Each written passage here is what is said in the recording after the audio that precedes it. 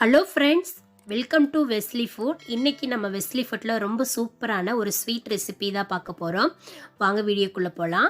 இதுக்கு ஒரு கனமான பாத்திரம் எடுத்துக்கோங்க. அந்த பாத்திரத்தில் நம்ம ஃபுல் ஃபேட் மில்க் 1 லிட்டர் ஊற்றிக்கலாம். பால் நல்லா சூடாகி இந்த மாதிரி நல்லா பொங்கி வரணும். நல்லா பொங்கி வந்ததுக்கப்புறம் நம்ம ஸ்டவ்வை குறைச்சி வச்சிடலாம். குறைச்சி வச்சுட்டு ஒரு லெமனோட ஜூஸை எடுத்துக்கோங்க. அதை இதில் ஊற்றிடலாம். இதுக்கு பதிலாக நீங்கள் வினிகர் கூட ஆட் பண்ணிக்கலாம். லெமன் ஜூஸ் ஊற்றுனதுக்கப்புறம் நம்மளுக்கு நல்ல பால் திரிஞ்சு வந்துடும்.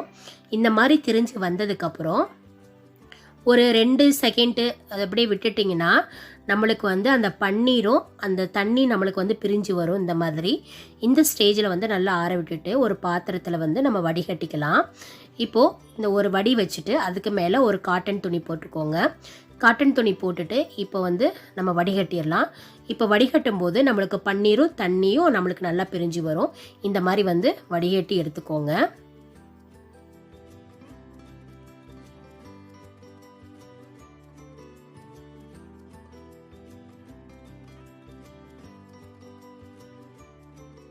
இந்த மாதிரி தண்ணி வடிஞ்சதுக்கப்புறம் நம்ம நார்மல் வாட்டர் இதில் ஊற்ற போகிறோம். இது எதுக்காக ஊற்றுறோன்னு பார்த்தீங்கன்னா, நம்ம லெமன் ஜூஸ் ஊற்றி தான் நம்ம அதை திரிஞ்சு வச்சுருப்போம் பாலை.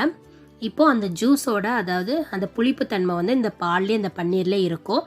அது அதாவது வராமல் இருக்கிறதுக்காக இந்த மாதிரி நார்மல் வாட்டர் ஊற்றி இந்த மாதிரி நம்ம வடிகட்டி எடுத்துக்கலாம். அப்போது அதோடைய புளிப்புத்தன்மை இதில் சேராமல் இருக்கும். இந்த மாதிரி 2 தடவை நீங்கள் பண்ணிவிட்டு நீங்கள் இதை நல்லா பிழிஞ்சு ஒரு துளி தண்ணி இல்லாமல் நீங்கள் எடுத்துக்கோங்க.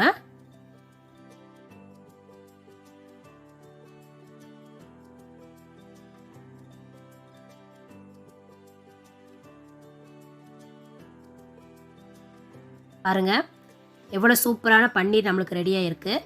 இப்போது இதை கட்டி இல்லாமல் ஒரு ஸ்பூனை வச்சு இந்த மாதிரி உடைச்சி விட்டுறலாம்.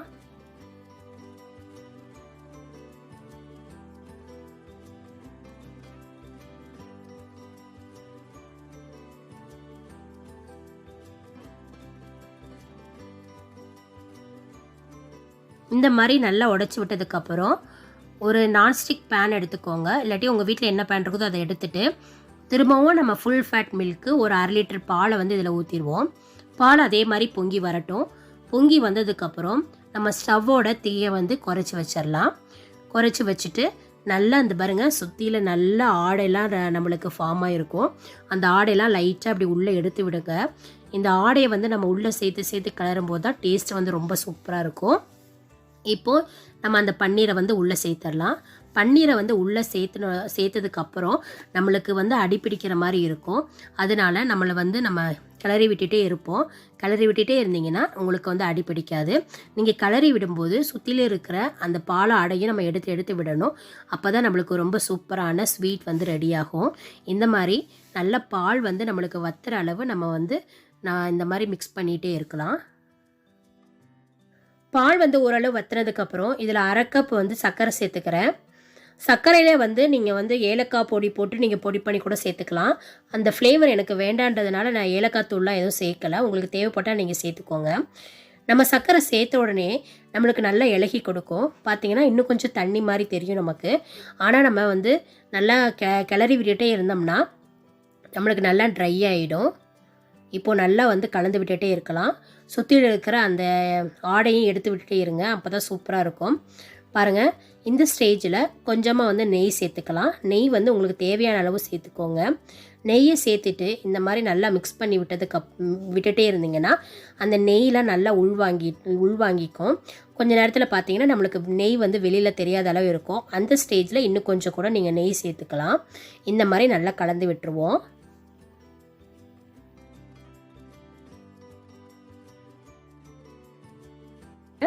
நெய் நல்லா உள்வாங்கிருச்சு. இப்போது திரும்பவும் நான் 1 டேபிள் ஸ்பூன் அளவு நெய் ஊற்றிக்கிறேன்.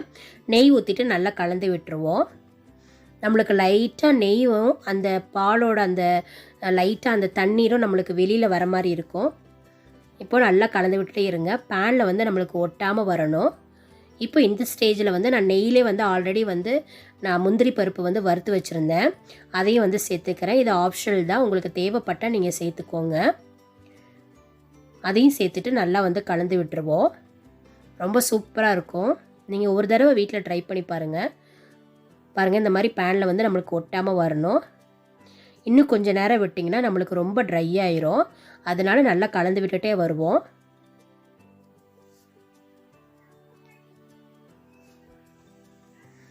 பாருங்கள், கொஞ்ச நேரம் விட்டதுலேயே நல்லா கலந்து விட்டதில் பாருங்கள் நல்லா ட்ரை ஆகிடுச்சு.